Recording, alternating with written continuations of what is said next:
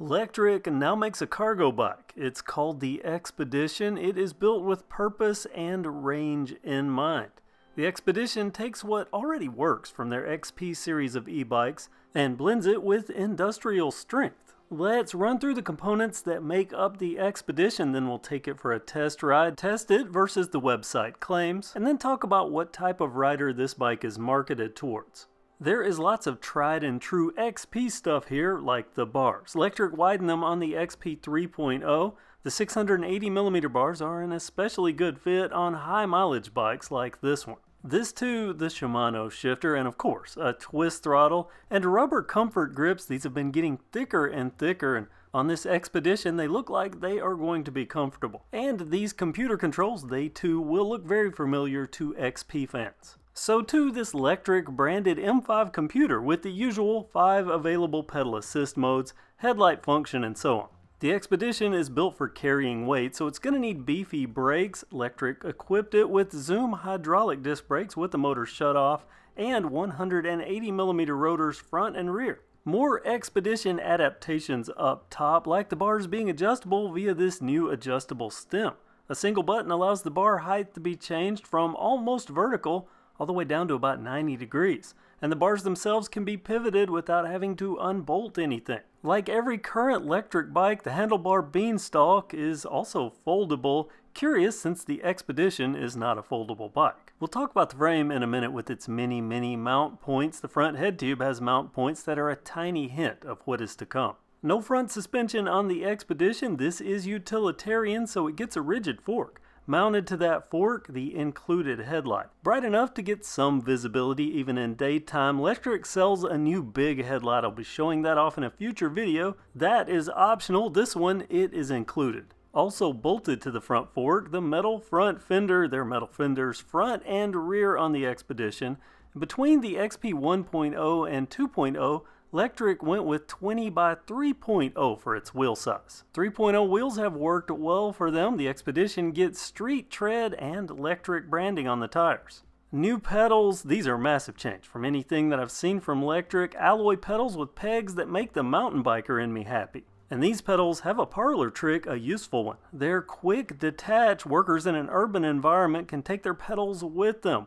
Quick and easy to remove and easy to put back on. That's not the only new trick on this drivetrain. There's a new cadence sensor called the Power, or PWR, that's trademarked, paired to some familiar like these 170mm alloy crank arms and the huge single chainring. And then this is a chain idler pulley, a tensioner. Mounted right to the frame, this bike is 4 or so inches longer than the XP, and that means the chain's going to need to be tensioned. This will do the job. Following that properly tensioned chain to the rear of the drivetrain, a Shimano Tourney derailleur works through the rear 7 speeds.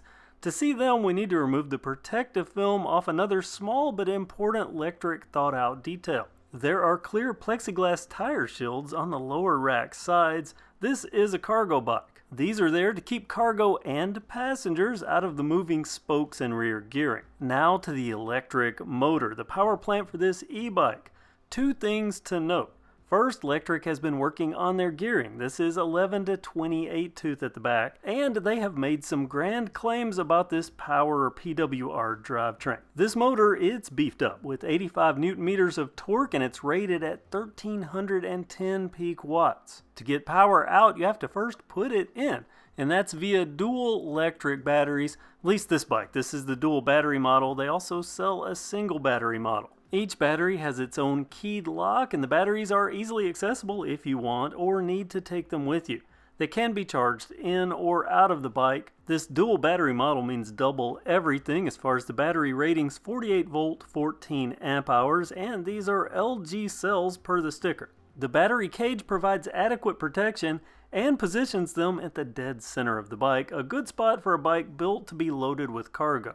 I've already shown you the adjustable handlebars. The seat is adjustable too via the most unique seat posts I've seen. Before I saw this bike, Lectric told me it had, quote, folding capabilities. So I'm thinking folding bike like the XP.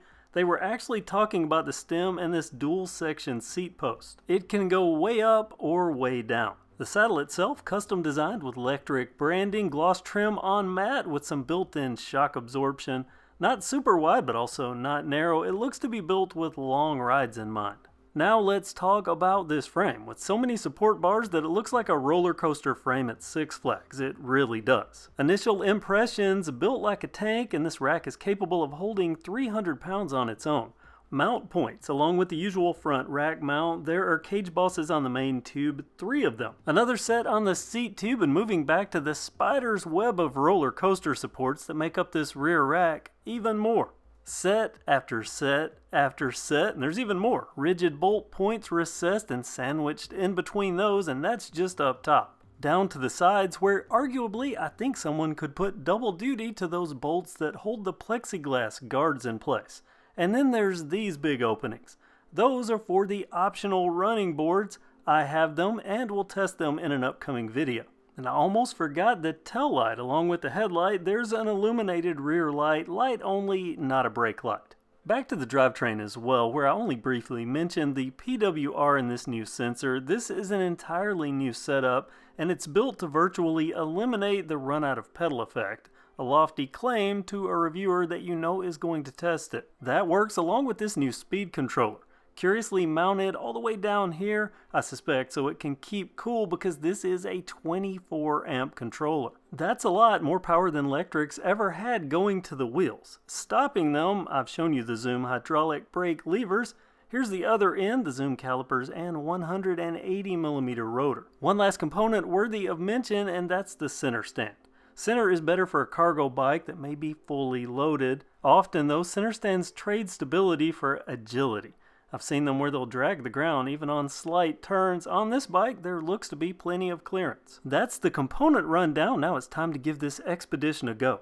Class 2 and 20 miles per hour out of the box, so let's start there. Full disclosure, what you're seeing is 1 day's worth of reshoots to summarize the experience and my results. I'm on a bike that I've actually put over 300 miles on up to this point. Okay, so ride observations as I noted them after my first ride, where right away I can feel the tuning. As good as the XP 3.0 sensor latency, which is pretty good. That said, no more or less than a well-tuned XP 3.0 as far as power turning off when I quit pedaling. The Expedition is built with long range and heavy loads in mind, and I'm making a specific video dedicated to heavy loads. For now, just know that it's stable and capable even with weight on the back, and this can handle weight, as I've mentioned, 300 pounds on that rear rack, but this is capable of handling up to 450 pounds of total weight. That's including the rider. As I've been riding this, I've been envisioning myself riding around town making deliveries, and I could absolutely see myself spending hours and hours on this bike in a professional setting. For this review though, there's something more pressing. Those PWR power trademark whatever claims. Was told there's virtually no run out of pedal effect with this bike, something no other rear hub motor cadence sensor bike that I've ridden has been able to pull off. Amazingly and shockingly, I almost can't believe it, but here it is on camera for you to see. I can accelerate all the way up to the top speed or top out of the box speed and have enough pedal left to literally stand and pedal. If you are confused by run out of pedal, watch this video. I'll put a link down in the description. I go over and explain it in its entirety. Just know that this is not run out of pedal.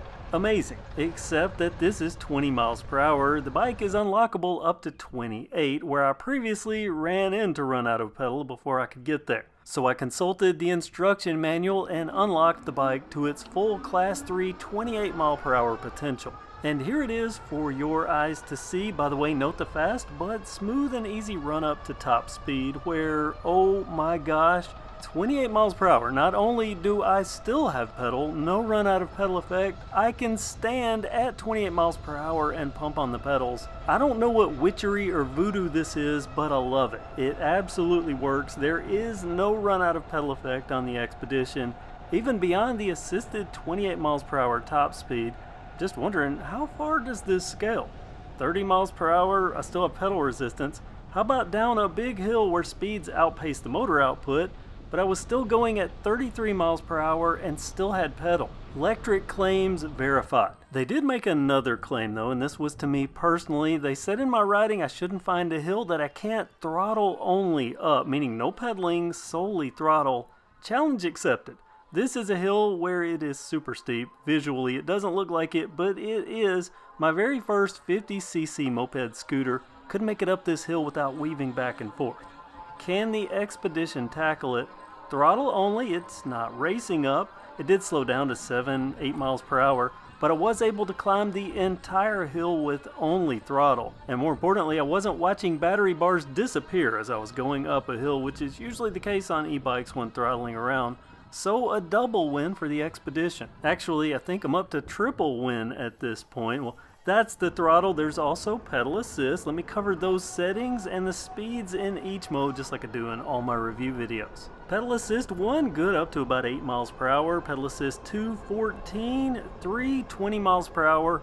4 and 5 are both 20 and up. You just get to your top speed quicker. 20 miles per hour, that's the cap for throttle only, where the bike is stable and where I think the XPedition is realistically going to spend the majority of its riding life as a workhorse or a utility bike being throttled around. Side effects of this much power and torque: it is smooth with the on-off, but the motor is loud. This is on flat ground, it's even louder with the load, but it doesn't struggle. That's the important part. Another concern that I had, but proved to be unwarranted: this bike is 4 inches longer than the XP 3.0, yet it is surprisingly maneuverable. I have reviewed and ridden cargo bikes that felt like cargo bikes, meaning long. I barely noticed this though as being any longer than what I'm used to. Not something I'm having to factor in when I'm turning or maneuvering, it just goes. And it goes for a long time. Lectric makes even more claims here. They're batting 1,000 so far, so let's see how they do. Their claims versus my 300 plus miles of testing.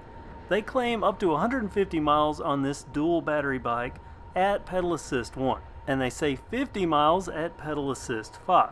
I tested both of those. Pedal assist 1 in flat Sheffield, Alabama to give it the best chance, and what was likely the most boring riding I've ever done. Now, I didn't get 150 miles, but I did get 138, which I view as impressive.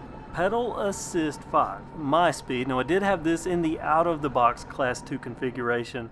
They claim 50 miles. Now get this, I get 46.7 before the battery indicator started flashing. Again, impressive. They also make claims about throttle only, where they say pedal assist 5 can get up to 30 miles per charge. Well, I took this to Florence Industrial Park and made a loop on the flattest, longest roads, and I can get 31.1. Then I tried it again and I got 30.9. Now that is rolling through stop signs, so I never even stopped, never even really slowed down, and that is making constant loops on very, very flat land, but it does put me in territory I've never been in with an e-bike review, and that's on a bike that is exceeding its mileage claims. What I think the viewer should take from this is that the XPedition truly is a long-range bike. Now again, this is the dual battery model. The single battery model, it says 75 and 25 miles, where this one says 150 and 50. So it does work as claimed. The question now is, who is this bike for? I don't think this is a good fit for maybe most RVers or most casual riders that make up the bulk of the XP market. That's why Lectric makes the XP and the other variants like the Lite. But put an asterisk there because I'm going to circle back to it. First, to the workers. I think this is good for delivery drivers, or maybe a factory worker, or anywhere that 2 riders might need to be carried over long distances, which circles me back to the RVers and the casual riders. If you intend to carry passengers regularly, and I have a passenger rack, another video for that since I don't want this one to be 30 minutes long, but 2 up is possible on this bike thanks to that 450 pounds of total weight that it can carry. The only trade-off for the average rider is that it doesn't fold and it's heavy. This dual battery bike weighs in every ounce of the claimed 75 pounds. Well, technically the handlebar folds down, but that's it. It is a big bike. I know RVers, they like to double up and ride around campgrounds, and that really strains other bikes. It won't strain this one. So I think maybe if you have a rack you can roll a bike up on, you might be in business there, or if you're a casual rider, maybe you have a garage or something. This is more viable if you meet any of those criteria, but for most people, I think the XP 3.0 or XP Lite, one of my personal favorites. Get whatever you like, that's the beauty of having choice, but I do think this bike is leaned more towards professional users. The XPedition will no doubt find its market, and I think it's going to prove itself over time and possibly become the go-to cargo e-bike. Lectric definitely did their homework with this bike. They built in flexibility and modularity. I can't wait to give this passenger kit a go and all the other accessories that I have. There is a lot of stuff, and that is good considering what this bike is supposed to be in. It definitely represents what the specs say it is. I usually do pros and cons, but there's really only one negative that I found in this, and you may have heard it while I was riding around. I thought the front fender was clanking, then I figured out it's in that hollow tube, one of the wires that runs through. That's genuinely the only negative I can find, something that a little piece of foam should solve. And that's my first look at the Lectric XPedition. A link down in the description. If you found this video informative and decide to buy the bike, consider using my link. That helps the channel without costing you anything extra. Comment below with your thoughts on this bike, and do you think Lectric did a good job? And how about them eliminating the run out of pedal effect? I was impressed. Let me hear what you have to say. Thanks for watching KevCentral. I hope you consider subscribing if you haven't already. Have a great day.